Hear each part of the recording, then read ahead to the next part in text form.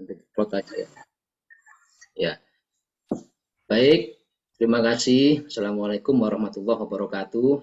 Waalaikumsalam Waalaikumsalam warahmatullahi wabarakatuh. Yang saya cintai adik-adik mahasiswa yang sedang menempuh mata kuliah kewirausahaan di kampus STIK Malang Uset Suara.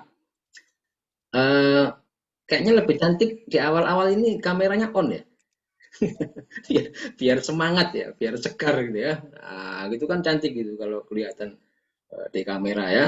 Nah, baik, di kesempatan ini Pak, ada dua pemateri yang sengaja kita undang. Pemateri ini saya kira sangat berpengalaman dalam hal menjalankan praktek-praktek berwirausaha. Ada Mas Indra Permana sebagai owner dari Bakso Bakar SS, dan nanti ada Mas Heki Harjoyo sebagai owner,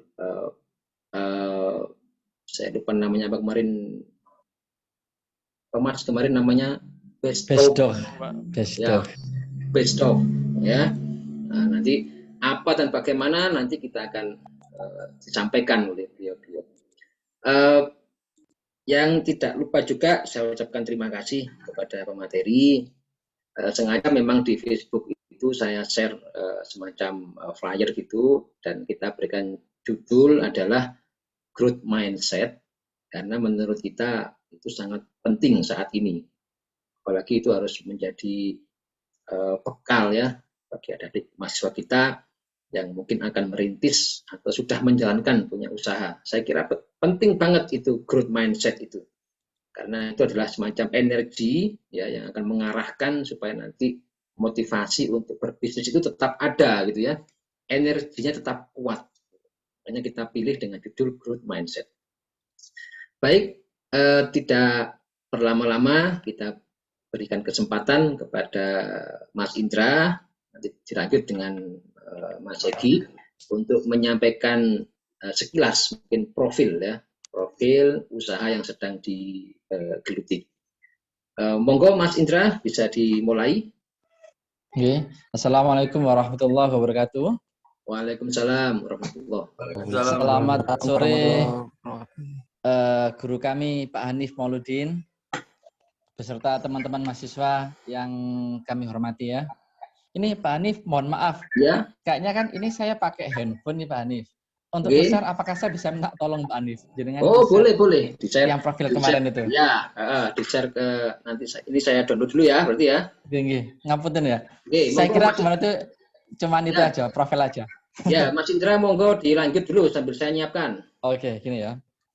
Jadi adik-adik yang disampaikan Pak Hanif tadi benar. Saya dulu di kampus tahun 2001. Waktu itu di ABM, berarti udah 20 tahun yang lalu ya. Dan saya, alhamdulillah ini untuk informasi aja, waktu saya kuliah itu saya juga nyambi kerja teman-teman. Saya juga nyambi kerja, waktu itu saya buka bisnis kulit sapi.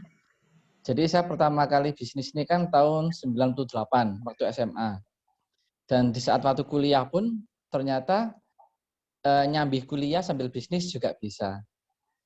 Dan ini mungkin bisa dijadikan apa ya istilahnya ya, inspirasi lah bagi adik-adik bahwasanya kuliah sambil kerja itu ternyata bisa, atau kuliah sambil bisnis itu ternyata sangat-sangat bisa sekali. Nah, saya waktu itu juga sempat tergelitik dengan statement teman-teman saya waktu kuliah.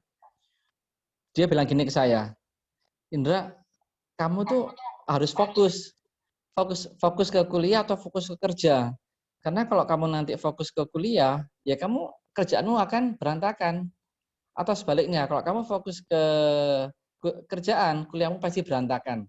Nah, statement seperti itulah awal mula yang mendorong saya itu untuk membuktikan ke teman-teman bahwasanya dengan kuliah sambil bisnis itu ternyata bisa. Nah, akhirnya tahun 2001 saya masuk kuliah, saya langsung masuk ke Wapim. Adik-adik tahu Wapim ya? Wahana Pembelajaran Penalaran Ilmiah Mahasiswa. Itu organisasi pertama saya di kampus. Tapi saya di Wapim waktu itu juga nggak sekedar sebagai anggota biasa, saya maunya jadi pengurus. Sampai akhirnya tahun 2003 saya menjadi wakil ketua UKM Wapim. waktu itu membernya ada sekitar hampir 3.000 orang. Bayangkan ya, di Wapim saya wakil ketua dan saya juga aktif di UKM Taekwondo. Di Taekwondo saya sebagai ketua, waktu itu membernya sekitar 300 orangan, waktu tahun 2003-an juga. Dan saya setiap tahun tuh udah ngospek. Jadi Pak Hanif, sejak saya kuliah di kampus tuh saya selalu kebagian ngospek, Pak. Tahun 2001 di ospek, tahun 2002 di ngospek sampai terakhir. Akhirnya saya sampai jadi Dewan Presidium dulu tahun 2004 itu. Nah, ternyata memang kalau kita punya mindset growth ya, mindset growth yang katanya Pak Hanif tadi, itu benar-benar bisa kalau emang kita mau gitu loh. Jadi kita bisa sekolah atau kuliah, kita bisa berbisnis, dan di satu sisi kita juga belajar berorganisasi. Nah, 3 hal ini ternyata sangat bisa sekali kita lakukan dengan sama-sama maksimal. Dengan sama-sama maksimal, dan akhirnya alhamdulillah terbukti. Saya dulu 3,5 tahun lulus, di Wapim juga hampir 3.000 orang, hampir 3.000 orang ini nggak ada masalah. Terus di Taekwondo lancar selama setahun. Dan satu lagi yang belum saya ceritakan, saya 4 kali sebagai duta Olimpiade Akuntansi dari ABM. Saya pernah dikirim ke Bina Nusantara, saya pernah dikirim ke Duta Wacana, saya pernah dikirim ke UNAIR, dan satu juga kompetisi di ABM. Nah, jadi ternyata bisa teman-teman. Selama kita punya mindset growth yang bagus, pasti kita bisa. Cuman itu musuhnya cuma satu, capek. Nah, kalau misalnya musuh capek ini kita bisa ngatasin, otomatis kita akan bisa melewati itu semua. PPT-nya? Nah, ini CV saya ini ya. Maturun Pak Hanif nggih. Ngapunten Pak Hanif, saya jadi ngelapati Pak Hanif ini. Nah, ini sambil saya siapkan. Nanti dikasih the next gitu aja kalau memang harus dilanjut slide ya. Ini foto saya kapan ini? Ini foto saya sebelum puasa kemarin waktu di Palembang nih sama teman ini. Nah, saya sekarang usia berapa? Saya usia 38 Pak Hanif. Ini kayak usia 18 ini. Pak Hanif biasa saja ini. Ini karena gurunya awet muda juga ini. Oh ya teman-teman ya, Pak Hanif itu sejak saya kuliah sampai sekarang wajahnya tetap nggak berubah ini. Alhamdulillah awet muda beliau ini. Nah, kalau bisnis kuliner kami saat ini yang saya kelola ini Pak, bakso bakar SS, Simple Kopi, Pentol Kepo, STM JSS, sama bakso Solo Express. Ini kuliner yang kami kelola. Bisa next Pak, ngapunten Pak. Nah, ini dulu profil saya organisasi waktu di kampus tahun 2001 sampai tahun 2004 ya. 2005 pertengahan mungkin Pak ya. Februari saya wisuda waktu itu. Ini saya pernah menjabat ketua UKM Taekwondo, wakil ketua UKM Wapim, kejuaraan akuntansi di Bina Nusantara, Duta Wacana, UNER, sama satu di ABM. Dan saya menempuhnya cuma 7 semester kuliah dengan IPK 3,69. Ini foto waktu saya di Madain Soleh di Arab Saudi, lagi foto di apa sama batu gajah ini Pak Hanif. Ya, kayak memang mirip gajah patungnya. Mirip gajah. Oke, next Pak Hanif. Kalau ini profil bisnis saya. Jadi teman-teman sejak tahun 98 saya tuh bisnis kulit sapi. Nah, kulit sapi kalau Pak Hanif kan juga di daerah Singosari ini juga bisnisnya sapi juga ya. Jadi saya sama Pak Hanif ini DNA-nya sama, DNA sapi nih kita sama Pak Hanif, jagal sapi ini ya. Jadi 98 sampai 2006 saya kulit sapi. Tahun 98 sampai sekarang juga saya masih nyuplai kebutuhan orang, daging sapi, warung-warung, resto-resto. Terus tahun 2005 sampai sekarang kami membuat CV Indra Sakti. CV Indra Sakti ini fokus di grosir pulsa sama handphone Pak Hanif. Terus 2008 sampai 2016 kita trading tembakau. Jadi saya datang tembakau dari Lombok, datang tembakau dari Sulawesi, dari Sumatera. Untuk kita kumpulkan di Malang, kita jual ke pabrik-pabrik rokok di Malang. Kenapa kok sampai 2016? Karena tahun 2016 itu perusahaan rokok sedang mengalami terutama perusahaan rokok-rokok yang di daerah ini mengalami problem besar gitu Pak. Karena kebijakan yang tidak menguntungkan perusahaan. Akhirnya 2016 saya hentikan. Terus tahun 2012 sampai sekarang kita juga ada bisnis properti, kita di trading sama konstruksi. Jadi kalau misalnya teman-teman mau bangun-bangun rumah, kita siap bangunin rumahnya teman-teman. Kalau trading, saya jual beli rumah juga. Jadi Itu masih ada jauh. Untuk mahasiswa yang mau pesen rumah itu berarti anu ya, bisa dapat diskon ya. oh iya Pak, saya kasih voucher bakso setahun kalau perlu. Jadi kalau trading ini top mulai tahun 2012, saya insya Allah sudah melakukan penjualan sekitar 200 lebih lah rumah ya. Jadi rumah itu saya beli, saya renov, saya jual. Beli, renov, jual. Beli, renov, jual. Dan akhirnya dari situ saya juga punya konstruksi juga untuk pembangunan rumah, kita siap. Itu sampai sekarang. Ya cuman karena pandemi ini luar biasa ya. Orang sudah jarang bangun rumah, Pak. Ya, tapi sekarang pandemi di tempat saya agak ke pinggiran itu banyak rumah dijual. Saya nggak tahu ada fenomena apa ini, kok banyak rumah dijual sekarang. Nah, Mungkin benar sekali Pak Hanif. peluang bagi Mas Indra untuk dikulak ini. Nah, cuman dilemanya gini Pak Hanif. Kita sekarang berani kulaan, tapi yang beli juga susah sekarang Pak Hanif. Ya, Itu problemnya. kita kan untuk investasi kan berharap 2 tahun, 3 tahun lagi peluang membaik, rumahnya sudah naik 2 kali lipat. Iya, betul. Nah, kalau kami dulu tuh Pak Hanif, awal-awal trading itu, saya punya target maksimal 2 bulan dari pembelian tuh rumah harus kejual. Jadi seperti itu Pak Hanif. Jadi 2012, misalnya bulan 2 dapat rumah, kita bedakin, kita paling seminggu selesai, bulan 4 harus terjual Pak Hanif. Karena semakin lama kita nandon rumah, kalau bagi kami ini semakin biaya, karena kan ada biaya perawatan, ada biaya macam-macam, apalagi rumahnya ada tamannya Pak Hanif, itu perawatannya luar biasa sekali itu. Jadi kita punya target 2 bulan harus laku. Pernah nggak rugi? Pernah Pak. Kita tuh pernah satu-satu rugi rumah itu ya, kita belinya tuh 600 juta, cuma dijual 400 juta. Karena sudah 6 bulan nggak laku-laku Pak Hanif. Oke, saya Ya, catat ini Mas. Saya catat, pernah nggak rugi? Pernah. Saya catat dulu ini supaya nggak lupa saya ini ya. Iya, iya. Pernah nggak rugi? Pernah. Iya. Jadi kalau orang berbisnis itu rugi itu harus harus makanan sehari-hari lah. Ya syukur-syukur ruginya itu masih bisa kita kelola. Kenapa kok kita waktu itu mau berani rugi 200 juta? Karena saya waktu itu butuh uang cash untuk dapetin tanah besar Pak Hanif. Ya. Tanah waktu itu appraisalnya harganya 2M, kita cuma ditawarin harga 1M. Ya, karena supaya cepat-cepat dapat yang tanah itu, mau nggak mau kita jualnya obral, rumah yang kita dapetin itu. Untuk dapetin tanah yang lebih besar lagi dan harganya lebih murah. Ya, istilahnya sih kata orang Jawa itu endong indit gitu loh Pak. Ya, ya. Endong indit gitu. Nah, terus bisnis saya sekarang ini 2012 sampai sekarang juga, itu di kuliner, yang tadi bakso bakar SS, SDM CSS, Simpel Kopi, Pentol Kepo, ada bakso Sul Express. Ini beberapa bisnis yang saya lakukan Pak Hanif dan teman-teman. Mas Indra, Oke, Pak Hanif. Dari dua itu ya, properti sama kuliner. Itu Mas Indra itu chemistry-nya itu berat di mana? Seneng di mana gitu loh. Kalau saya itu semuanya seneng Pak Hanif. Semua senang ya? Iya. Bukannya kemaruk ya, tapi happy gitu Pak Hanif. Saya senang sekali. Karena Ya, bagi saya istilahnya chemistry atau passion ini kan memang bukan pilihan ya. Ini bukan suatu tyranny of or. Mana harus kita pilih. Tapi kita harus menikmati semuanya karena itu sih mindset growth saya seperti itu Pak Hanif. Ya, ya.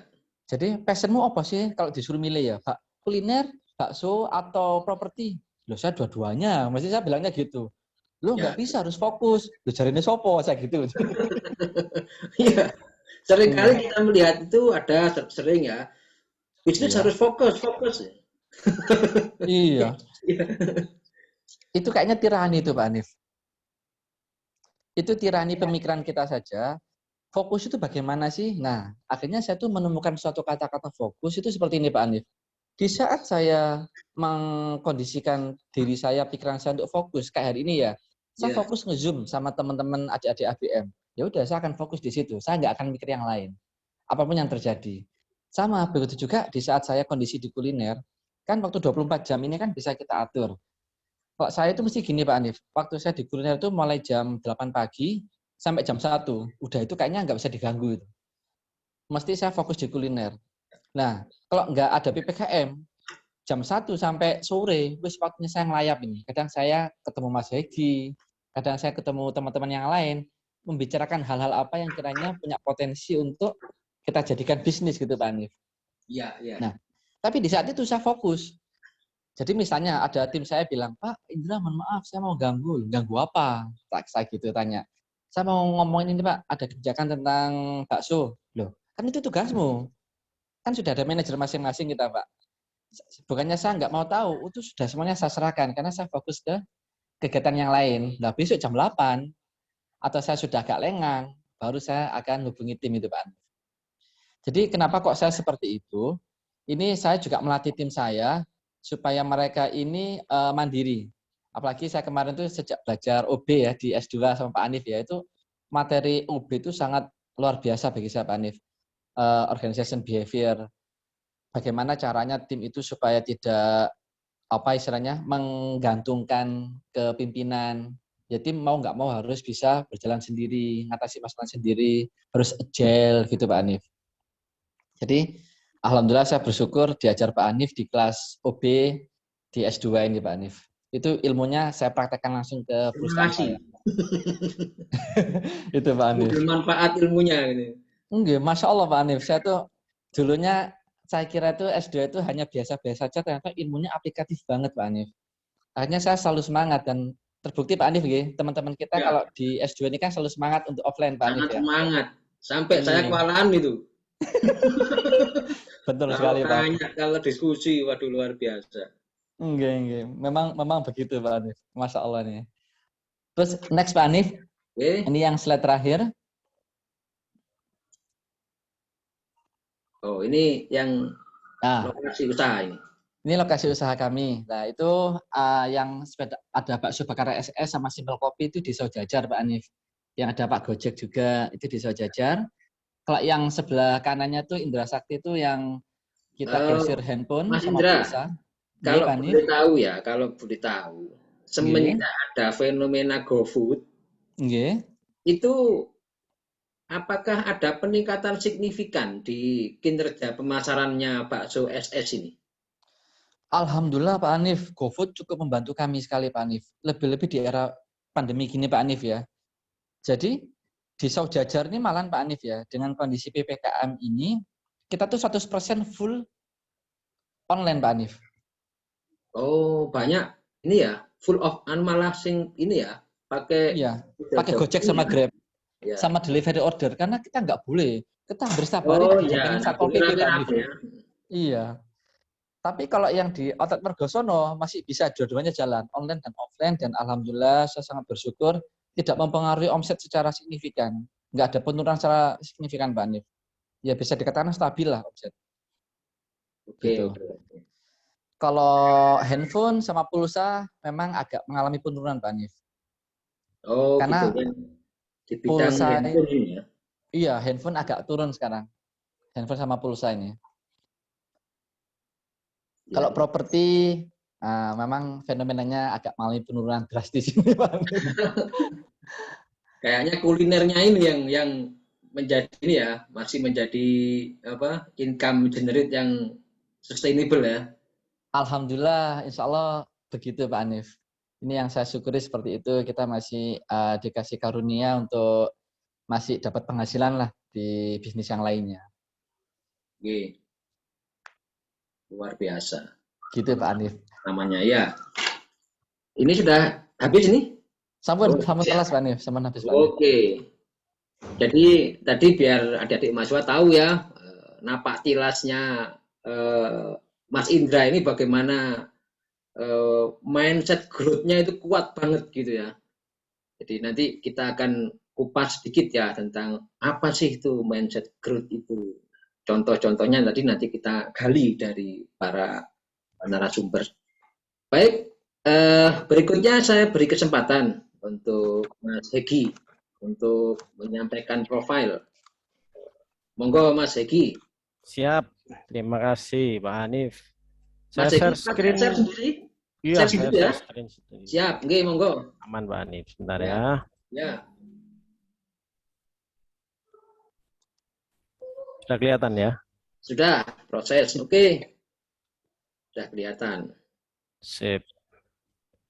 Assalamualaikum warahmatullahi wabarakatuh. Waalaikumsalam Waalaikumsalam warahmatullahi wabarakatuh. Bismillahirrahmanirrahim. Bismillahirrahmanirrahim. Yang saya hormati dosen guru saya Pak Hanif, yang saya cintai mentor bisnis saya Mas Indra, yang saya cintai juga insya Allah adik-adik ABM ya, S1 ya ini Pak Hanif ya. Ya, S1. S1. Saya sebenarnya bergabung di acara ini agak nekat. Jadi lihat statusnya Pak Hanif sama Mas Indra ini di Facebook kok menarik ini. Saya menawarkan diri. Karena saya sudah merasa bagian dari keluarga ABM dengan saya bergabung di kuliah S2. Jadi adik-adik saya sekarang lagi menempuh kuliah S2 bareng sama Mas Indra di ABM.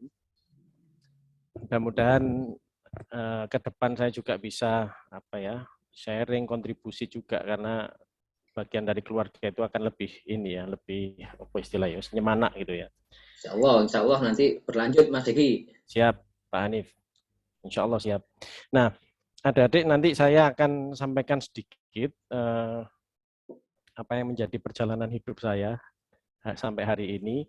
Tapi mungkin agak sekilas ya, nanti agak cepat, tapi mudah-mudahan kita bisa diskusi, ngobrol santai gitu ya. Pertanyaan, sedikit curhat juga boleh gitu ya. Nanti kalau teman-teman curhat, saya sama Mas Indra bisa curhat lebih banyak lagi dengan urusan bisnis. Oke, saya mulai ya. Jadi kalau tadi Mas Indra itu yang disampaikan lebih ke arah bisnis semua ya. Kalau saya ini lika-likunya agak berbeda, adik-adik atau teman-teman sekalian. Jadi saya itu 17 tahun berkarir di dunia profesional. Baru ketemu Mas Indra, banting setir juga menyelami perjalanan bisnis ya. Jadi saya tahun 2000 saya itu memulai kuliah saya. Sebenarnya saya diterima di IPB ya, jalur tes PMDK. PMDK itu apa ya istilah sekarang ya? Ini istilah lama, mohon maaf. Sekarang jalur undangan. Yang tanpa tes itu Pak Hanif. Ya, tanpa tes ya. Cuma nilai rapotnya aja. Ya. Nah, Jalur orang pintar. Keberuntung Mas Indra tepatnya. Di IPB saya sudah sempat di sana tinggal 1 bulanan lah ya. Tapi sebenarnya ini pilihan bapak saya Pak Hanif. Jadi teknik pertanian, karena bapak saya itu lihat tadi lulusan IPB itu enak konco-konco nih bapak itu rata-rata itu mobilnya Katana sama TAF semua tahun itu loh Pak Hanif. Waduh, saya ini ya terpaksa dengan gaya otoriternya bapak saya terpaksa berangkat walaupun hati saya tidak di sana. Tapi alhamdulillah waktu itu ada kejadian apa ya di IPB saya lupa, ada kerusuhan apa sehingga daftar ulang untuk UMPTN itu sekarang apa SBMPTN ya. Itu jadi ditunda sehingga saya akhirnya ada kesempatan ikut tryout dan sebagainya, sehingga saya mempersiapkan diri untuk mengikuti jalur UMPTN dan saya akhirnya terima di ITS. Meninggalkan IPB yang bukan sebenarnya hati saya bukan di situ ya.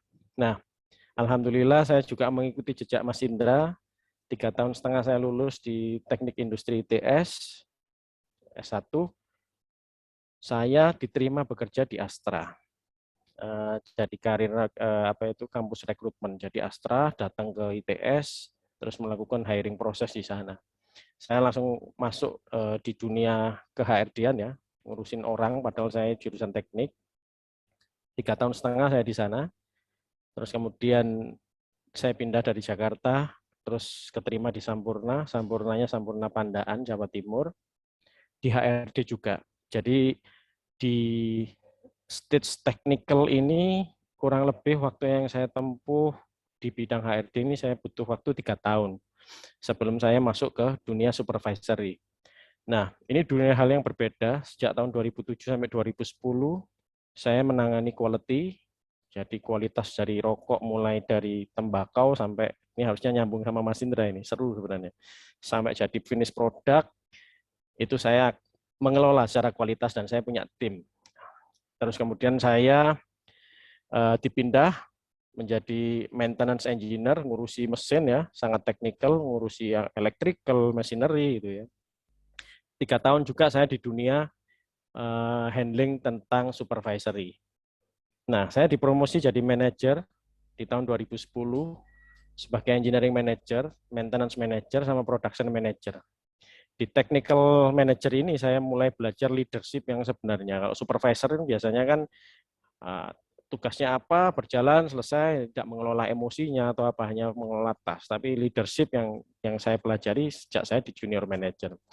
Butuh kira-kira waktu 5 tahun saya di sini, sampai akhirnya saya juga diberikan kesempatan saya memegang bisnis unit dan saya harus tinggal di Filipina.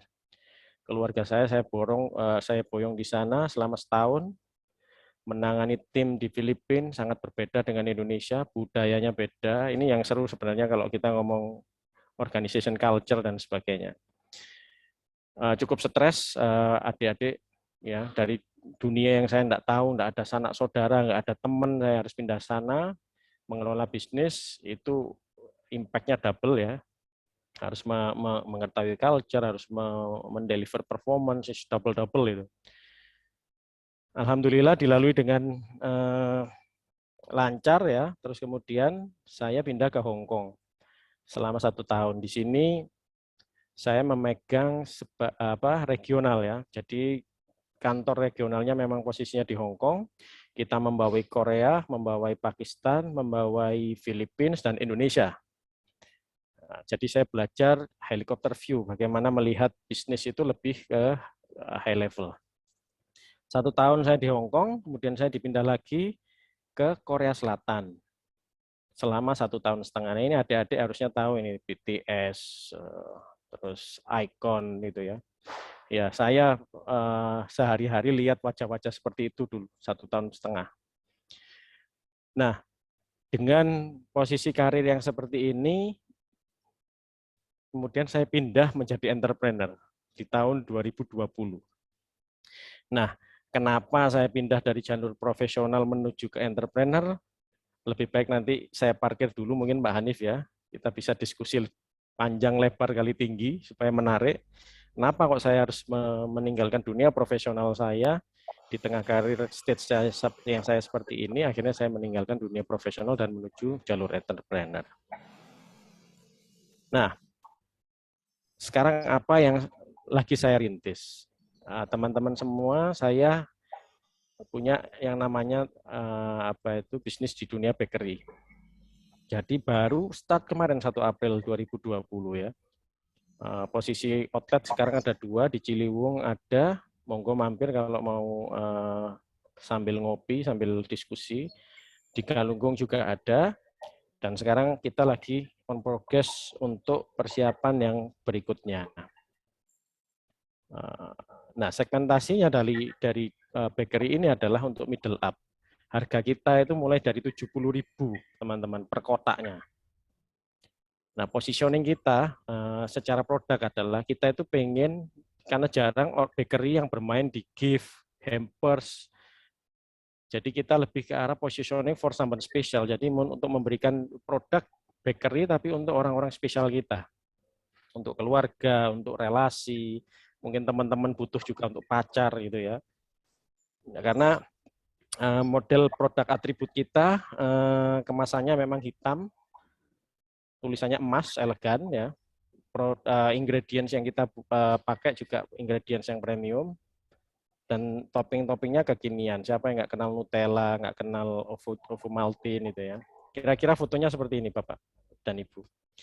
Jadi ini adalah outlet kami di Ciliwung.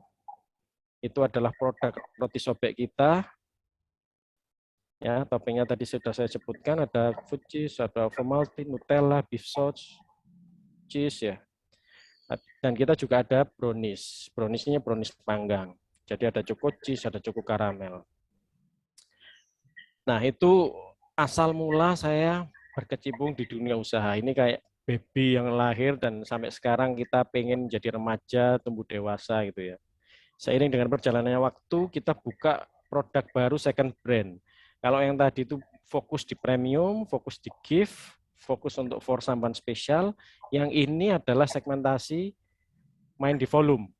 Untuk kue-kue meeting, untuk event-event, hajatan, untuk wisuda. Ini contoh pack, walaupun kita punya pack standar Noah Bakery yang warna orange ini, tapi kita juga bisa customize. Jadi kemarin Unisma itu 2 kali juga menggunakan kita untuk wisudanya. Di branding juga produknya itu kemasannya menggunakan kemasannya Unisma. Nah, bedanya secara segmen itu tadi harganya juga start di angka 15.000, terus kemudian kita bermain dengan tematik pack.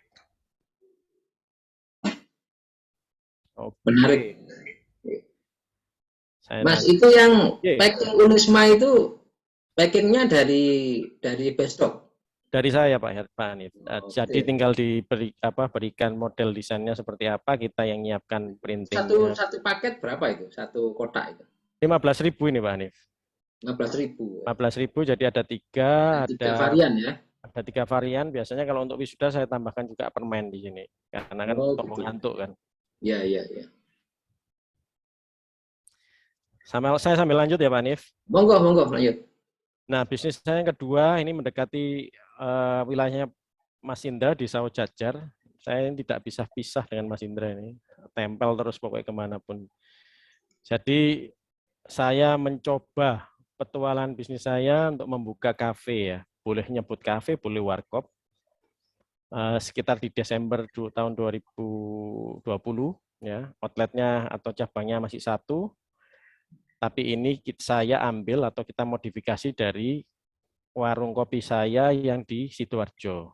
Jadi Coffee Break ini saya sebagai investor pasif, kemudian yang bumi ini punya saya sendiri. Jadi apa itu istilahnya? ATM ya Mas Indra ya, amati tiru modifikasi ya. Nah, kalau tadi ya, kalau tadi di Besdo itu medium middle up ya segmennya, kalau yang ini middle low. Jadi harga produknya itu mulai dari 3.000.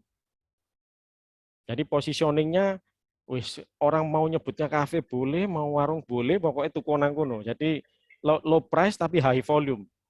Nah ini yang diskusi yang menarik ya, di suatu situasi pandemi yang seperti ini, saya itu pernah berdiskusi. Bisnis yang kemungkinan masih jalan, selain jenis bisnisnya, adalah juga segmentasi price-nya ya. Orang-orang yang tidak sensitif terhadap harga, itu biasanya juga orang-orang yang elit gitu ya, tidak juga sensitif terhadap penghasilannya dia dengan pandemi ini, jadi tetap belanja aja. Tapi juga yang di bawah sekalian, ya sing butuh tetap sumpek neng omah tapi butuh ngopi, tapi daya belinya juga terdampak ya. Jadi butuh yang murah gitu loh, ngopi tapi murah. Makanya saya ada satu pelajaran dalam situasi pandemi ini, mending main-main high low price atau middle up sekalian gitu. Nah ini bentuk ininya outletnya ya, cabangnya ya. Monggo kalau ke Sawo Jajar juga bisa mampir. Wah, ini perlu dicoba Mas Indra, perlu ke sini ini. Monggo wajib dicoba. Nanti setelah PPKM ya. Siap Pak Hanif, saya tunggu Pak Hanif. Jadi konsepnya ya memang tempatnya luas, sekitar 520 meter persegi, barangnya murah, tapi ya main volume makanya pokoknya wifi-nya lancar, tapi barangnya murah, tempatnya bersih, ya lebih main itulah. Main di high volume.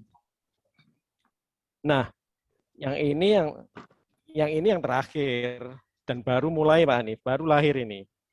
Intinya dari Bumi Cafe itu kan butuh high volume ya, marketnya butuh di maintain dengan baik.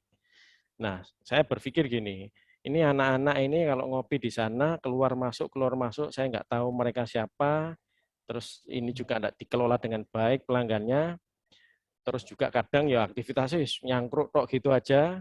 Saya kok berpikir lebih baik membuat aktivitas di sana yang kira-kira menarik, terus kemudian positif, orang bisa berdiskusi entah apapun itu ya, entah tentang karir development, personal development, tentang bisnis, sehingga mereka juga nyaman di situ dan akhirnya stay di situ, jadi captive market gitu. Nah awalnya itu saya berpikir Bumi ini harus ada aktivitas terus ini, kalau enggak nanti turun bisa jadi marketnya. Gitu. Aku harus ada aktivitas yang membuat orang nyantol di sana. sehingga ambience-nya juga lebih positif. Terus juga ada passion dari saya yang diskusi dengan orang, ketemu Mas Indra, gimana ngomongin bisnis, seneng gitu loh. Sharing itu seneng. Jadi ada passion di sini, terus kemudian saya juga punya capital tentang dunia profesional saya yang bisa saya share ke teman-teman. Terus kemudian saya kok juga melihat itu kadang yang saya alami nih ya, Mas Indra benar atau enggak ya, Pak Hanif ya. Jadi dunia rekrutmen itu lucu. Banyak rata-rata lulusan-lulusan kita baik S1 maupun dunia-dunia vokasi itu mengeluh. Saiki golek penggawean angel, aku ngelamar gak tahu ono panggilan dan sebagainya gitu ya. Mereka itu punya pain point yang besar. Susah mendapatkan kerjaan. Sementara kita di perspektif bisnis sebagai pemilik maupun HRD gitu ya. Saya juga susah nemu kandidat yang pas gitu loh. Kok uang elemen? Padahal di luar sana itu bengok-bengok, wah susah mendapatkan kerjaan. Yang pemilik bisnis sama HRD ya susah mendapatkan talent gitu loh. Ini kok menarik ketika saya coba pelajari dari perspektifnya lulusan maupun perspektifnya bisnis, ini ada gap sebenarnya yang harus entah ini dibuat dalam suatu bisnis model, entah itu hanya untuk sekedar untuk akhirat gitu ya, untuk kontribusi kita ke community, akhirnya ya itu. Saya melihat ada 3 ini yang mendrive saya kalau seandainya bumi ini dibuat sebuah aktivitas yang lebih positif, akan lebih menarik gitu. Dari situlah saya mulai berpikir kayaknya ini menarik nih, baik sebagai bisnis maupun sebagai sebagai tabungan akhirat gitu ya. Nah, ini adalah kira-kira pondasinya berangkat dari pengalaman saya di profesional sebagai human resource management, production maintenance, quality, project management. Saya juga sempat belajar, juga terekspos di multicultural leadership. Saya itu berangan-angan punya sebuah akademi, punya juga pilar yang bisa membantu ini rekrutmen dan selection, bagaimana membantu teman-teman yang lulusan ini, kandidat ini, dan membantu pula para pemilik bisnis ini supaya gaps-nya ini terselesaikan. Dan mungkin akan pengembangannya akan ke people development dan sebagainya. Ini dunia yang saya sebenarnya sudah lama meninggalkan, tapi kok passion saya masih di sini. Saya nyaman itu, makanya senang saya diajak Pak Hanif sharing itu saya dengan senang hati. Nah, tujuannya untuk yaitu tadi siapa tahu dengan ini bisa ada kontribusi ke community dan juga untuk mendevelop bumi ini sebagai tempat yang lebih positif gitu ya, dan captive market di situ. Jadi nggak usah bingung marketing, nggak usah bingung apa, tapi di situ ada tempat yang untuk bertemu dan untuk mendiskusikan sesuatu yang positif. Kira-kira itu Pak Hanif slide-nya. Oke. Terima kasih.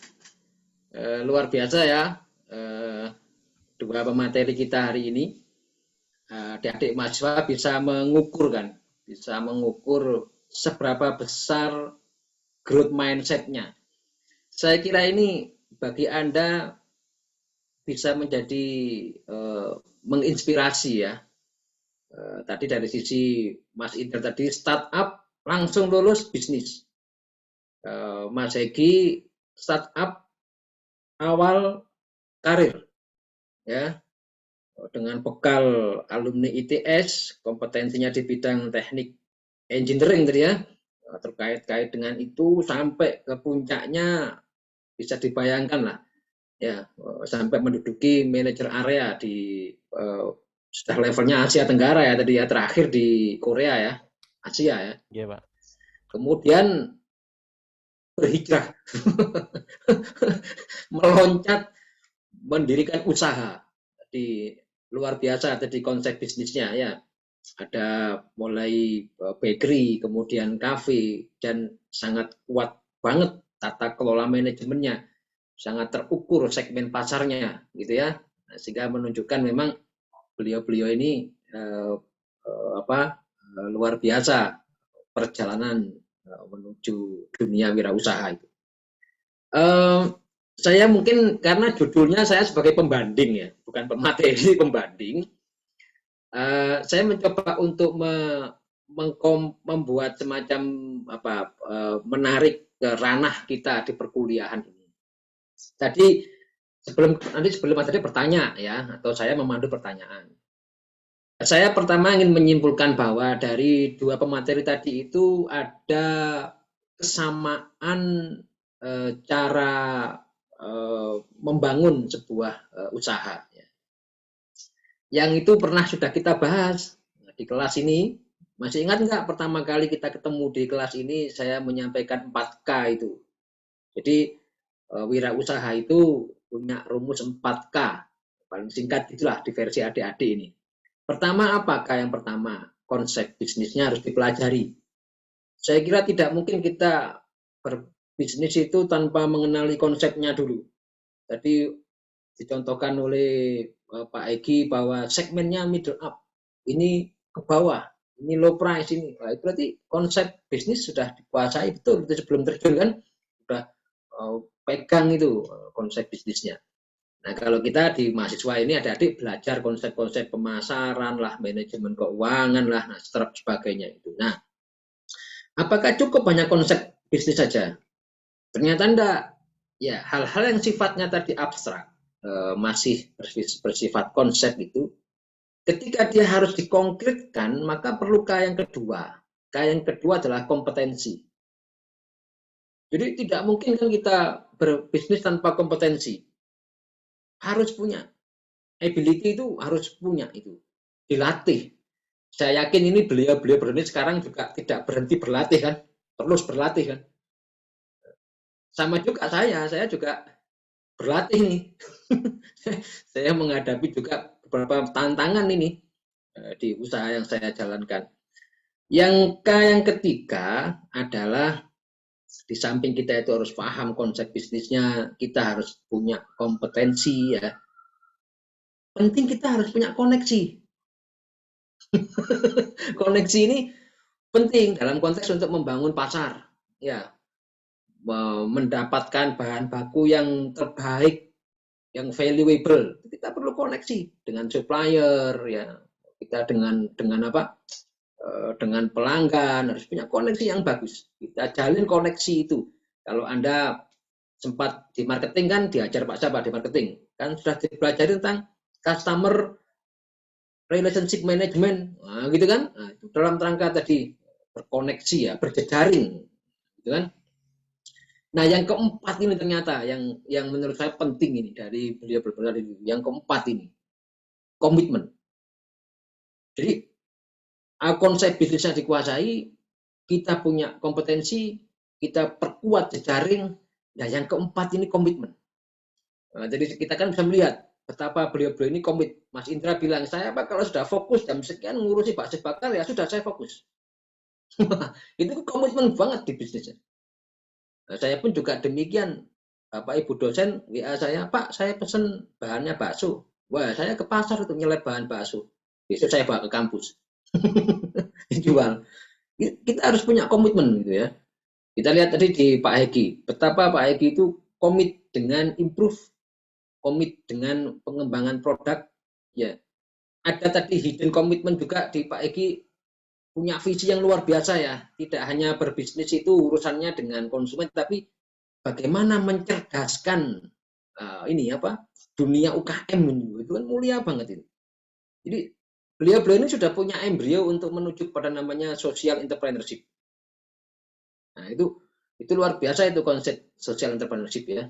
Di dalam harus ada itu kita punya DNA harus mengandung itu juga kalau kita berbisnis ya, supaya bisnis kita ini kemanfaatannya luar biasa. Nah, yang kedua yang ingin saya pertegas lagi tentang tema kita tentang growth mindset ya. Yang pernah saya baca yang tadi sempat di awal itu saya sampaikan ke mahasiswa ketika saya mencoba untuk menyimpulkan ya dari sebuah buku mindset judul bukunya Carol Dweck itu di situ dia menjelaskan ya tentang perlunya individu, tapi ini dikembangkan ke entrepreneur kan, individu dalam bentuk entrepreneur ya. Jadi seorang entrepreneur itu perlu punya energi ya yang namanya growth mindset itu. Di buku itu dijelaskan sama Carol Dweck itu sebenarnya kalau kita bicara mengenai mindset itu orientasinya tidak semata-mata hasil, tetapi proses. Nah, berwirausaha bagi adik-adik kalian ini boleh jadi tahapan awal berproses. Dalam berproses pasti itu nggak mulus. Pasti di situ ada tantangan. Saya nggak bilang ancaman, nah, ancaman kayak ngeri gitu ya, tantangan aja lah. Nah, tantangan. Tadi Mas Indra bilang, sempat saya tulis tadi, pernah rugi nggak? Pernah. Jawabannya meyakinkan ya, pernah gitu ya. Ya, kalau Anda mahasiswa tanya ke saya, Pak Anies gimana? Pernah rugi? Sering. Tak gede ini mana kartu Mas Indra itu. Kalau Anda cuma bilang pernah aja. Saya bilang sering. Tapi untungnya lebih sering. jadi ya rugi itu ya kita ketemu tantangan itu ya enggak mungkin mulus lempeng aja, enggak mungkin kalau berbisnis. Nanti kita konfirmasi ke beliau-beliau ini, ada nggak situasi wah situasi gitu ya, situasi waduh gitu, situasi bukan alhamdulillah tapi astagfirullah. Ada situasi itu ya. Nah, saya kira itu kita perlukan energi yang disebut dalam bahasa entrepreneur modern itu namanya growth mindset. Ya, tetap ada semangat bertumbuh, tidak boleh menyerah. Ya, makanya ada salah satu artikel yang pernah saya coba baca ya. Ada istilah ini, resiliensi. Resiliensi itu adalah kemampuan seseorang untuk bangkit dari kegagalan. Jadi kita tidak usah ngomong sing daki-daki lah. Kegagalan itu ada gitu loh. Jadi bisnis gagal, bisnis rugi, bisnis menghadapi situasi yang up and down itu iya, itu sudah alamiah gitu loh. Jadi jangan saudara itu membayangkan kalau kemarin kita kan sempat juga ya ngundang beberapa motivator itu bilangnya apa? Nggak ada ruginya. Jadi untung terus. Jadi betapa indahnya dunia itu kan ya. Tapi nanti begitu praktek itu kita menemui gitu loh. Nah, masalahnya begini, bagaimana dalam situasi unpredictable itu kita menghadapi sebuah kegagalan barangkali atau kerugian barangkali. Nah, growth mindset itulah yang akan menyelamatkan kita. Cara pikir itulah. Jadi sempat saya singgung Pak Egi, Pak Indra, di adik-adik ini bahwa sebenarnya apa sih mindset itu? Ya bahasa gampangannya kalau saya carikan dari bukunya Carol Dweck itu yang disebut mindset adalah bagaimana kita itu melihat kita punya kapasitas ya. Jadi bagaimana cara kita melihat kapasitas kita, cara kita melihat problem kita, cara kita melihat situasi usaha kita. Contoh begini ya. Dulu pernah nggak dengar, adik-adik pernah dengar nasi kerawu booming? Nasi kerawu gitu kan. Pernah rame itu. Nah, di Soekarno-Hatta itu ada dulu penjual nasi kerawu sebelah timur sama penjual nasi kerawu sebelah barat. Bisa dibayangkan mereka berhadapan itu bersaing loh ya. Bukan musyawarah itu. Itu bersaing itu.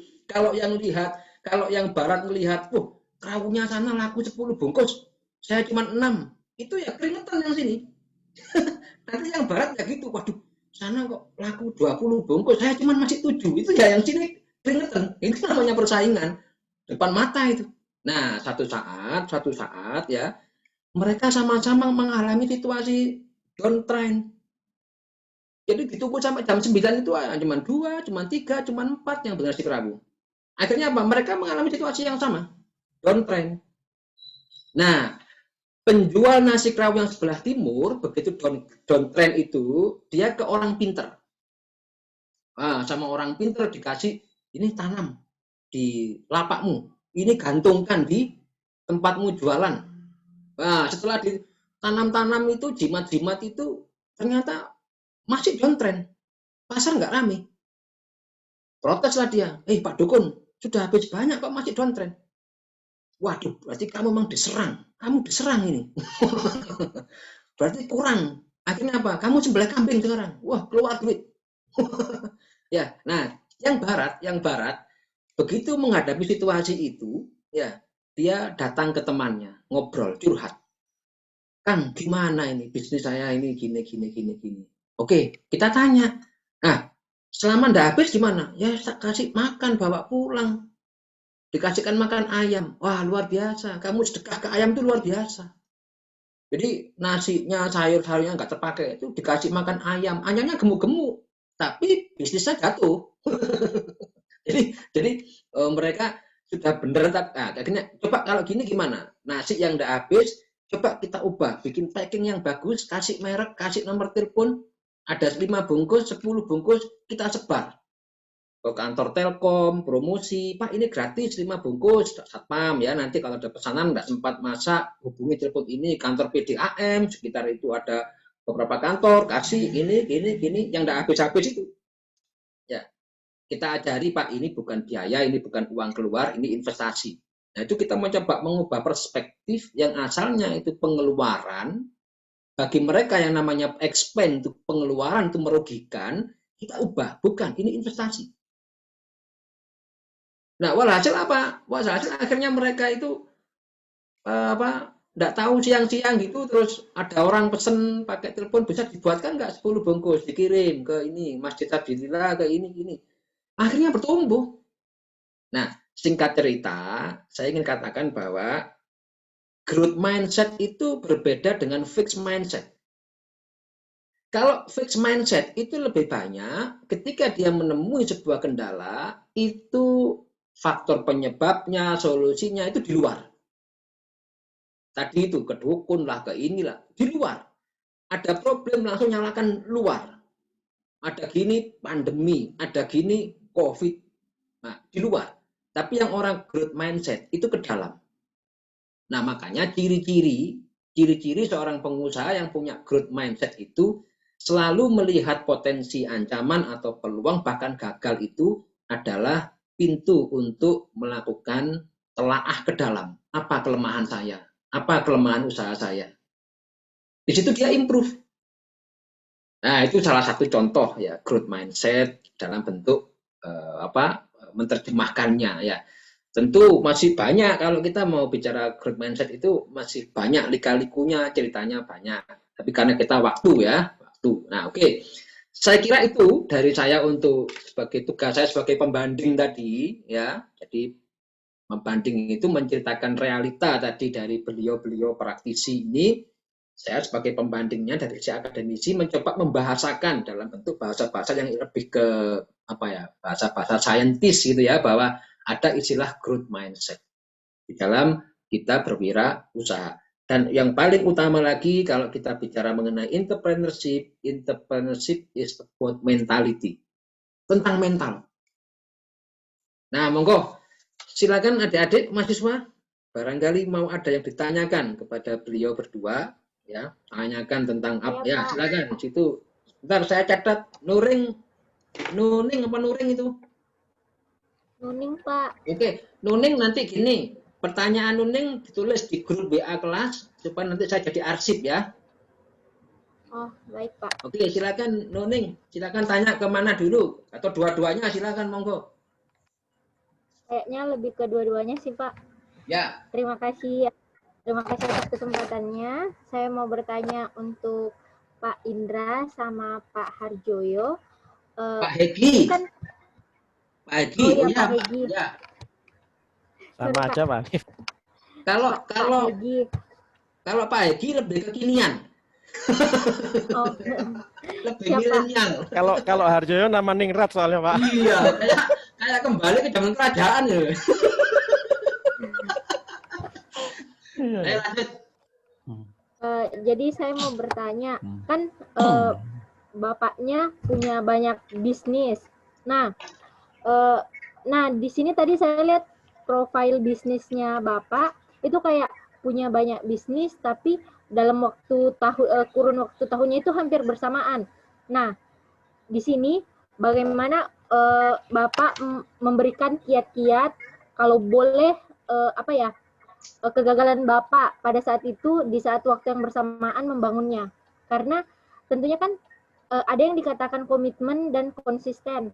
Sedangkan konsisten untuk di berbagai bidang itu susah.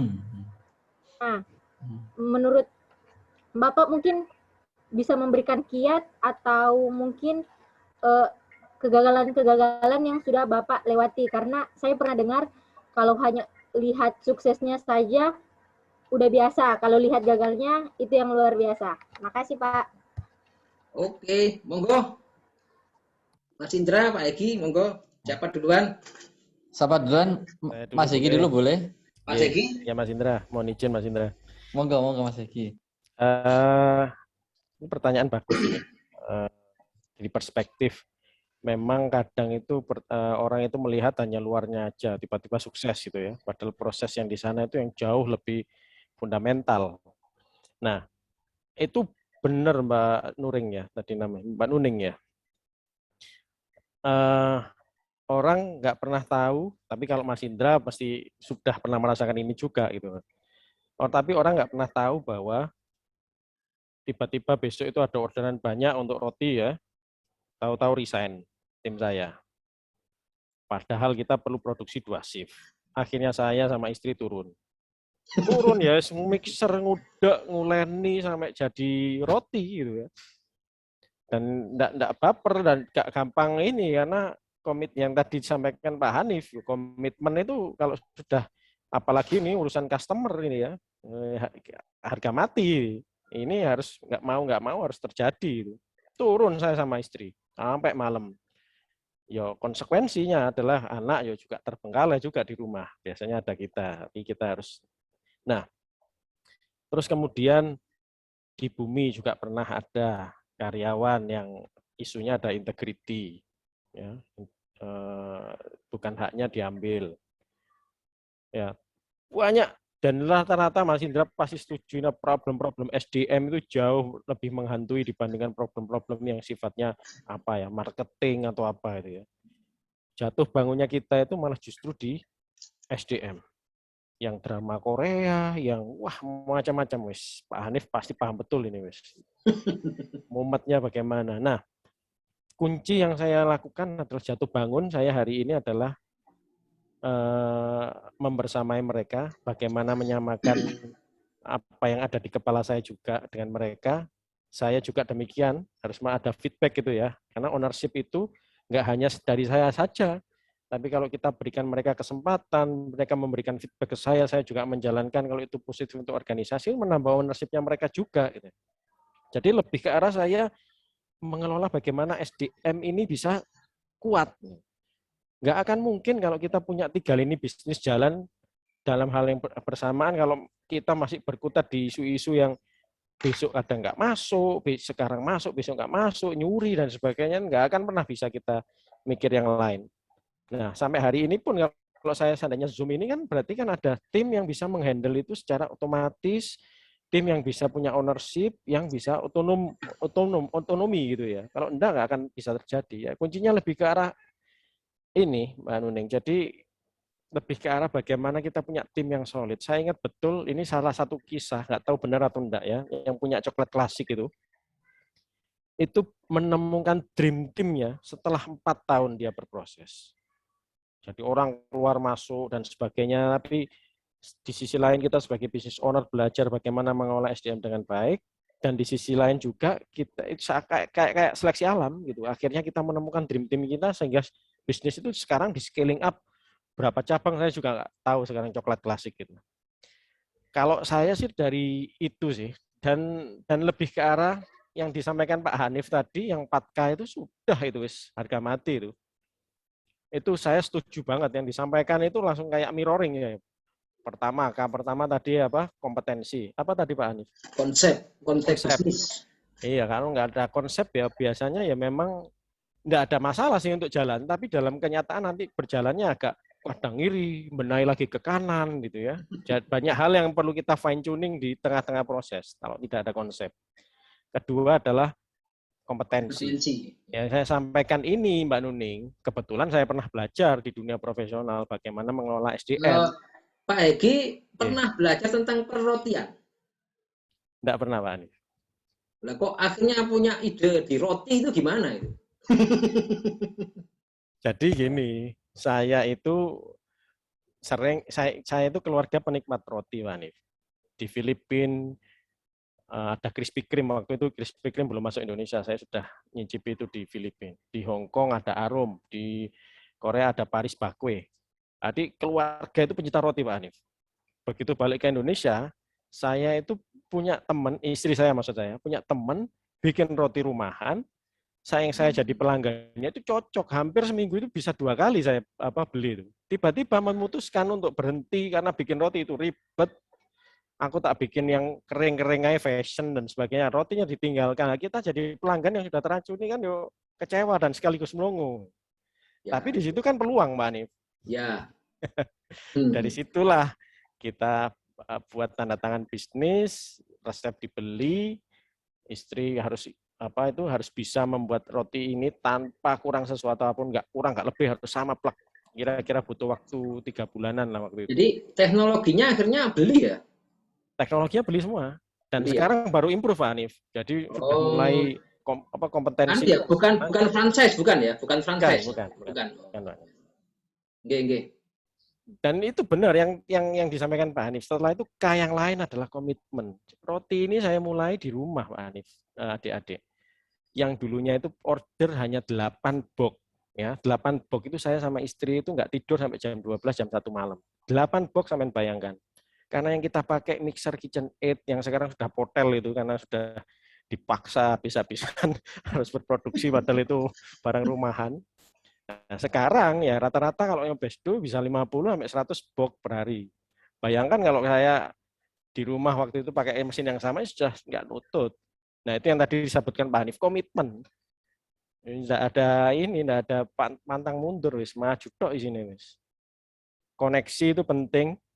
Mas Indra juga masih paham betul bahwa saya begitu dari dunia profesional menjadi bisnis, koneksi saya nol ya. Profesional mungkin saya punya teman banyak di dunia HRD, manufacturing saya punya banyak, bahkan di luar negeri.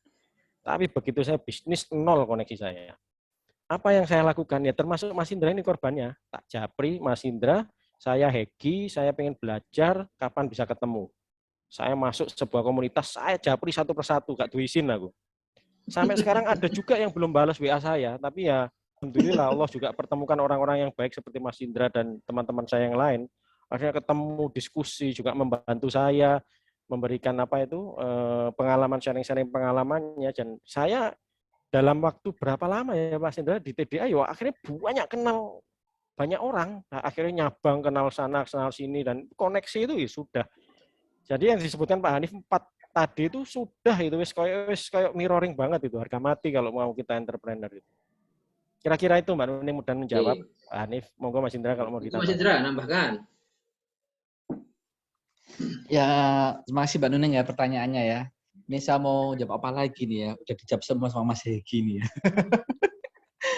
Cuman saya nambah sedikit aja Mas Hegi ya.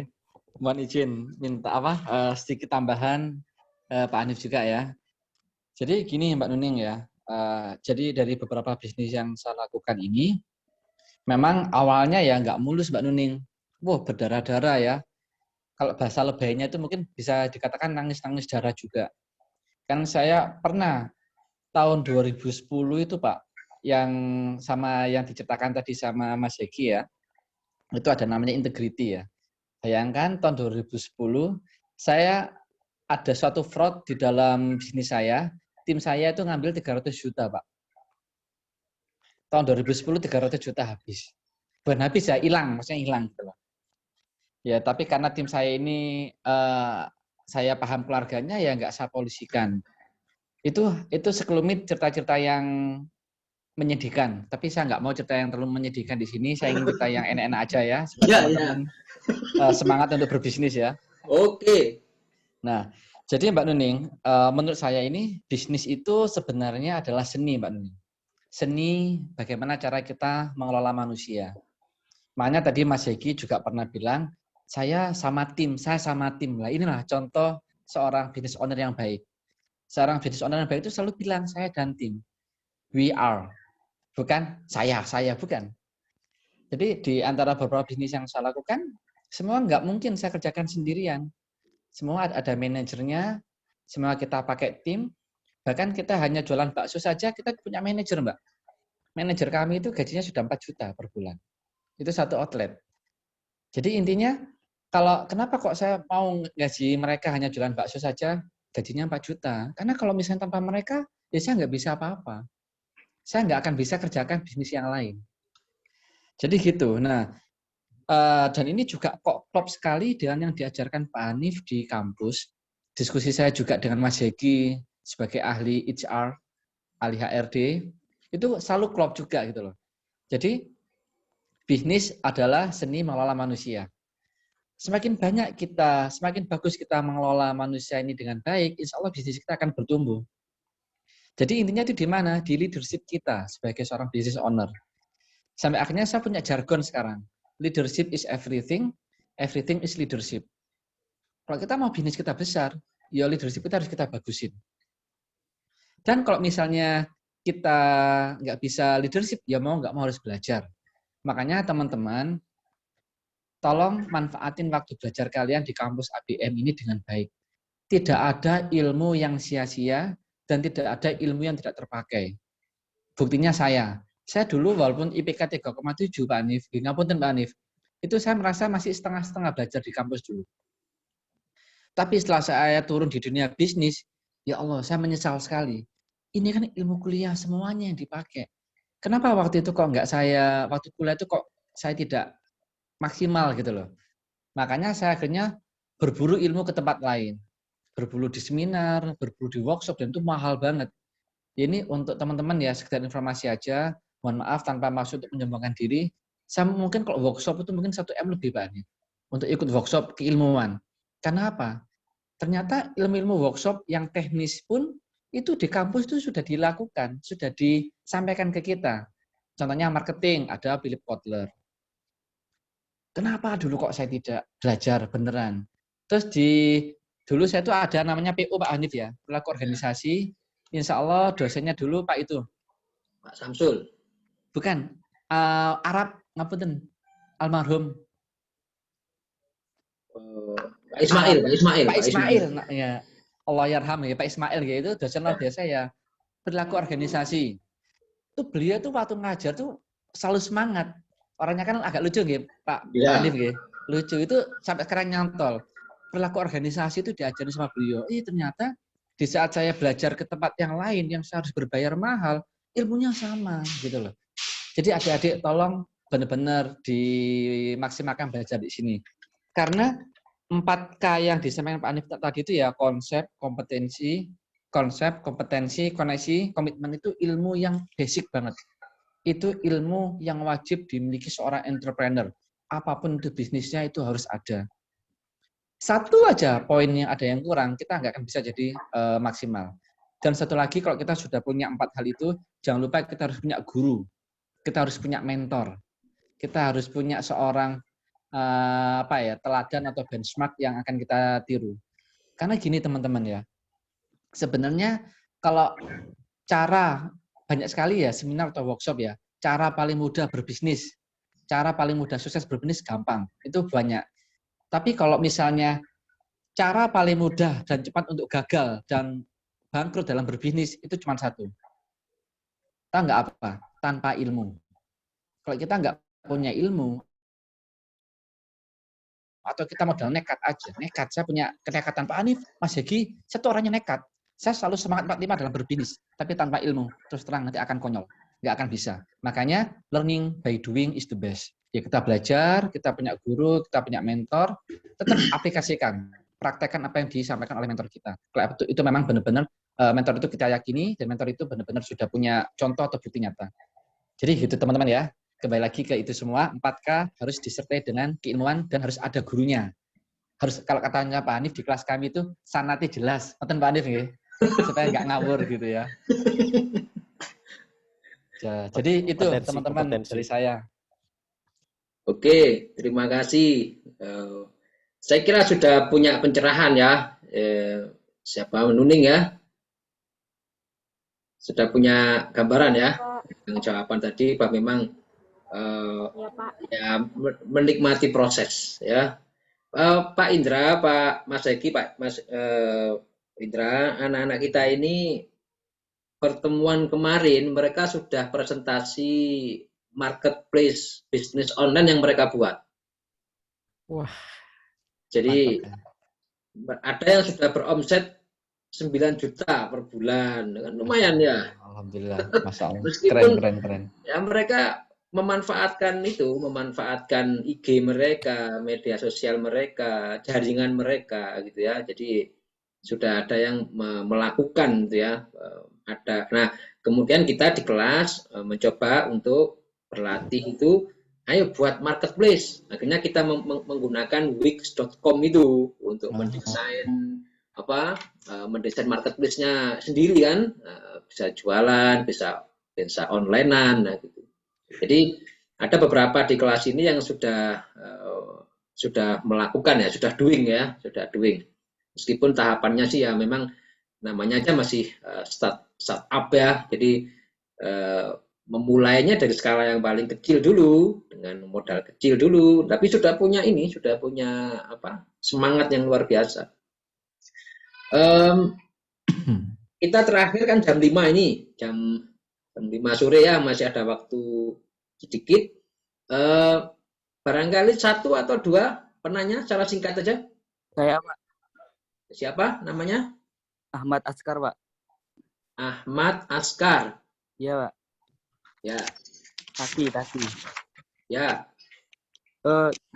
Terima kasih sebelumnya sudah disediakan waktunya.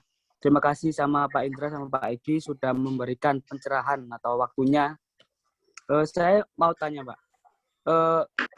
Di era sekarang kan kita sebagai seorang pemuda kan nggak harus Pak. Nggak harus kita menunggu lapangan pekerjaan yang ada. Sedangkan kita sendiri tuh sebagai seorang pemuda kan pastinya ingin membuka sebuah usaha lah, ingin membuka usaha. Tapi biasanya itu kebanyakan masalah kita ingin membuka usaha itu karena dana yang minimalis dan juga karena takut rugi, Pak. Mungkin ada saran dari Pak Indra sama Pak Egi bagaimana itu kita sebagai seorang pemuda itu agar kita sebagai ingin membuat usaha mungkin dengan dana yang minimalis dan mungkin mungkin takut gagal gitu, Pak. Mungkin ada saran atau pencerahannya gimana gitu, Pak. Terima kasih. Monggo Mas Indra. Oke, Mas, ditahan dulu. Barangkali nanti ada hal yang sama supaya banyak tereksplor biar ada mahasiswa. Ada satu lagi mungkin yang bertanya? Saya, Pak. Siapa namanya? Benediktus Rio, Pak. Benediktus, ya, silakan. Selamat sore, Pak Indra dan Pak Hegi. Sore. Saya Benediktus Rio. Saya pengen panggil saja Rio. Saya pengen nanya, kalau misalnya menurut Pak Indra dan Pak Hegi itu indikator kesuksesan itu seperti apa, Pak? Terima kasih. Oke. Bapak-bapak dan semuanya, saya kira ini kalau diteruskan yang tanya kan semakin banyak ini, karena anak-anak kita ini cenderung anak-anak yang anak yang senang bertanya gitu ya. Nah, kemudian saya fasilitasi juga yang di forum chat itu ada yang bertanya dari Tesalonika, ada yang bertanya apa yang harus diperhatikan saat memulai berbisnis agar tidak melangkah sembarangan. Tadi mungkin yang 4K tadi itu ya, konsep ini gitu ya, sudah dijawab mungkin tadi. Nah, tapi sudah saya catat, ini semua penanya sudah saya record, nanti ditambahkan di WA Group, ditulis semua ya pertanyaan yang dari adik-adik ini. Nah, ada tadi 2 penanya terakhir, monggo Mas Indra, Mas Egi dikomentari. Oke. Saya dulu kan Mas Egi. Monggo Mas. Oke, Mas Egi nggih. Jadi ini yang pertanyaan pertama ya.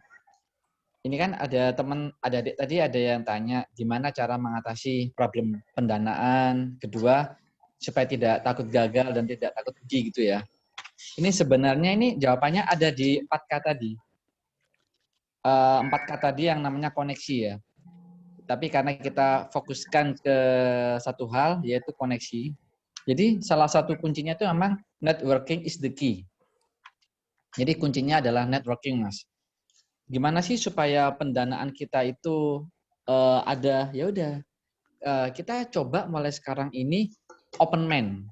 Bisnis itu tidak harus sendirian. Bisnis itu bisa dengan kolaborasi. Bisnis itu bisa dengan join.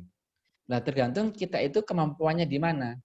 Kalau memang bisnis kita mau jalan dengan bagus, kita gali di mana sih potensi terbesar kita. Kalau memang potensi terbesar kita adalah di marketing, cari orang-orang punya potensi besar juga di ranah pendanaan. Cari juga potensi di ranah-ranah yang lain, misalnya punya quality product yang bagus. Contohnya misalnya Mas Hegi ini punya roti. Kalau kita mau memang di ranah marketing kita bagus, ya udah kita join aja sama perusahaannya Mas Hegi. Jadi bisnis itu tidak harus dengan sendirian. Misalnya kalau memang kita takut rugi, ya itu tadi jangan sampai sendirian, Mas. Nah, terus ini saya ada 3 solusi. Yang pertama, yuk mulai sekarang kita mencoba untuk membuka diri terhadap semua kemungkinan kerjasama. Karena opportunity itu bisa datang dari mana aja. Itu poin pertama. Poin yang kedua, membuka pikiran untuk memahami hal-hal baru, ilmu, dan update semua hal yang baru. Jadi kita tuh akan tahu mana yang akan jadi tren ke depan, mana yang bukan jadi tren lagi. Terus yang ketiga, yang terakhir adalah datanglah ke pertemuan-pertemuan atau ikut dalam komunitas-komunitas bisnis. Nah, itu tadi yang disampaikan Mas Hegi juga ya. Mas Hegi itu awal-awal dari profesional, lari ke bisnis, apa yang dia lakukan? Nyari networking. Buka komunitas-komunitas bisnis, cari komunitas bisnis di mana. Buka ilmu-ilmu di YouTube, toh ilmu sekarang sudah gratis gitu. Jadi ada 3 poin itu Mas yang harus Mas lakukan supaya tidak takut rugi lagi. Sebenarnya kalau tidak takut rugi nggak enak ya. Semua pebisnis pasti pernah rugi gitu Mas ya. Gak usah takut. Kata Pak Hanif, nggak apa-apa hari ini kita rugi. Yang penting 1 minggu lagi 1 minggu terus-menerus kita untung gitu loh. Sesekali rugi tapi banyak untungnya. Nggak apa-apa, itu hal yang wajar. Terus pertanyaan yang kedua, gimana sih, apa sih indikator kesuksesan? Kalau saya Mas, secara pribadi, indikator kesuksesan saya adalah di saat saya bermanfaat bagi orang banyak. Saya sampai hari ini punya cita-cita ingin mempunyai tim 10.000 orang, Mas. Tapi Allah masih ngasih saya tim masih sekitar 50-an orang. Kedepannya saya harus berjuang gimana caranya saya punya tim 10.000 orang dan saya harus bermanfaat bagi mereka dan keluarganya mereka. Jadi itu indikator sukses menurut saya, Mas. Sampun, monggo Mas Hegi.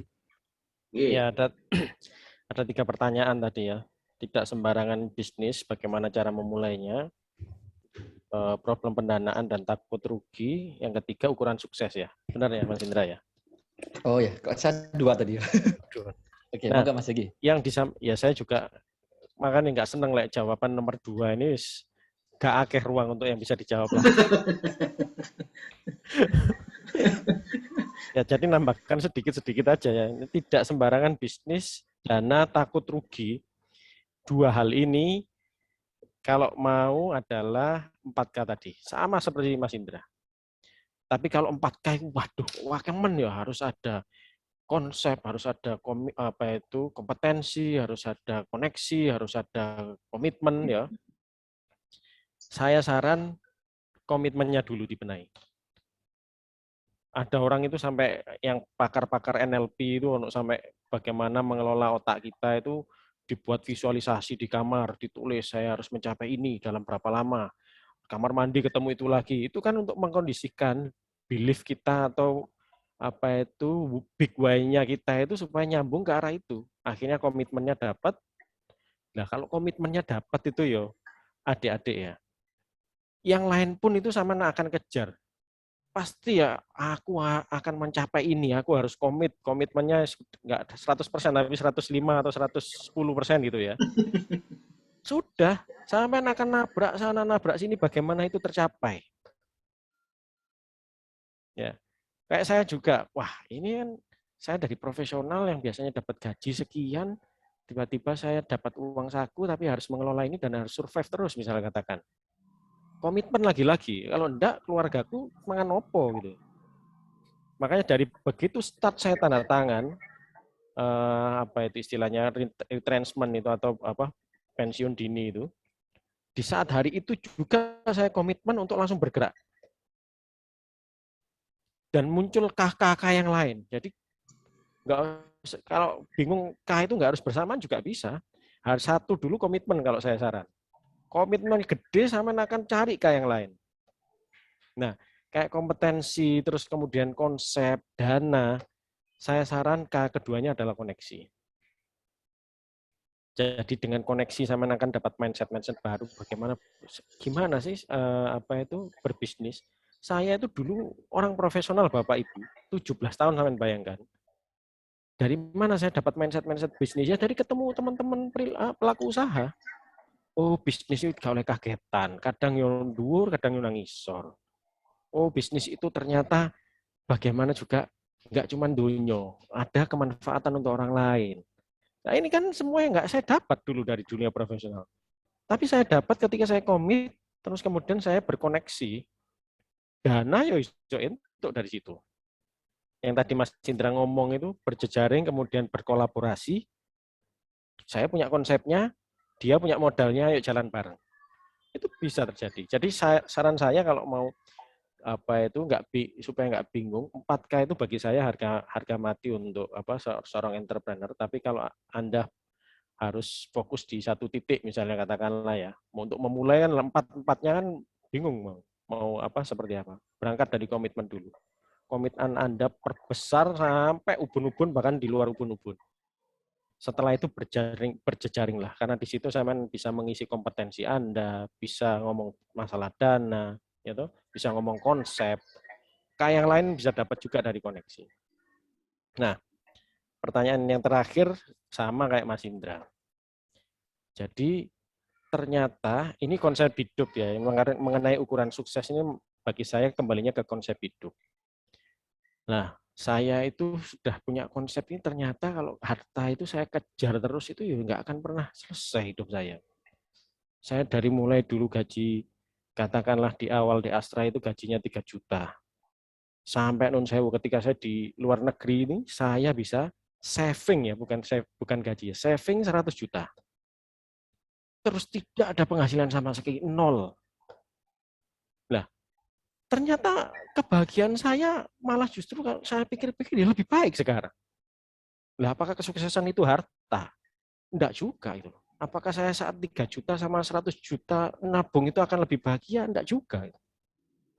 Saya mencari, akhirnya berkoneksi, berjejaring, ketemu Mas Indra, ketemu teman-teman. Akhirnya, iya, saya ada yang kurang dalam hidup saya. Konsep hidup saya ini apa sebenarnya? Sehingga ketika saya beraktivitas, itu akan membuat saya bahagia setiap hari. Ketemulah orang-orang yang sudah senior-senior berbisnis itu, wis lah masa aku pengen golek sangu urip. Ya apa carane amal sing wakeh. Ketika saya nanti, ini mohon maaf ya, ini bukan masalah agama, tapi ini adalah konsep hidupnya yang perlu dipahami. Begitu saya nanti mati, amalku lebih banyak daripada dosaku, katakanlah seperti itu. Nah, berarti apa yang kita kerja? Konsep hidup kita. Yang tadi Mas Indra ngomong, selama saya bisa manfaat buat banyak orang, pasti akan lebih bahagia kalau ketika kita menemukan apa yang kita mau cari dalam hidup. Dan yang biasanya yang jangka panjang, konsep hidup yang sukses yang jangka panjang itu lebih ke arah yang tadi Pak Hanif bilang, sosial, kemanfaatan gitu ya. Karena ukuran-ukuran bisnis seperti omset, harta dan sebagainya itu ketika sampai mencapai, yo sampai juga harus terus rasanya ya nggak akan pernah selesai juga gitu loh. Tapi kalau sudah yang sifatnya lebih hakiki, itu akan lebih membuat Anda auranya akan berbeda, lebih bahagia, dan itu sebenarnya ukuran sukses menurut saya juga. Mudah-mudahan menjawab. Oke, luar biasa. Saking waktu ini wis mepet, enggak saya teruskan ya. Ini karena saya bisa menangkap energi penanya ini sudah mulai anget ini ya. Tapi waktu ya. Nanti kapan-kapan kita sambung di forum yang lebih besar lagi ya. Saya kira tidak perlu saya simpulkan lagi karena sudah jelas ya. Jadi betapa beliau-beliau sudah mengarahkan kita untuk punya mindset bertumbuh ya. Anda-anda yang masih punya potensi yang luar biasa ini, bangun growth mindset ya. Maknai dengan benar tentang kewirausahaan ya. Ada banyak kemanfaatan. Tadi disampaikan closingnya oleh Pak Egi, berwirausaha berarti berbagi. Kata Pak Indra, berwirausaha bermanfaat bagi orang lain. Itu kan luar biasa, pencapaian yang luar biasa. 2 dimensi kena semua. Ya, dunia kena, akhirat kena. Saya kira itu saya sebagai host ya atau pembanding di forum seminar ini Growth Mindset menyampaikan terima kasih kepada Mas Indra, Mas Hegi, semoga menjadi tambahan pundi-pundi amal panjenengan semua. Amin. Amin. Dan bagi adik kita tentu harapannya menginspirasi, ya, menjadi terbuka wacananya, menjadi semakin paham tentang kehidupan, ya, punya gambaran yang besar, ya, punya big dream. Wah, saya tak menyontoh para pemateri. Kalau nyontohnya jangan nyontoh saya. Kalau nyontoh saya urusannya sapi aja nanti. Anda harus ke Pak Indra sama Pak Hegi ya. Baik, saya nyontoh Pak Hanif ini.